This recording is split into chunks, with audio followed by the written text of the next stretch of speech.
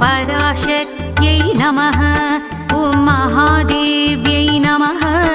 ॐ कश्यपमानसपुत्रिकायै निरन्तरध्याननिष्ठायै एकाग्रचित्तायै नमः। ॐ तापस्यै नमः। ॐ श्रीकर्यै नमः।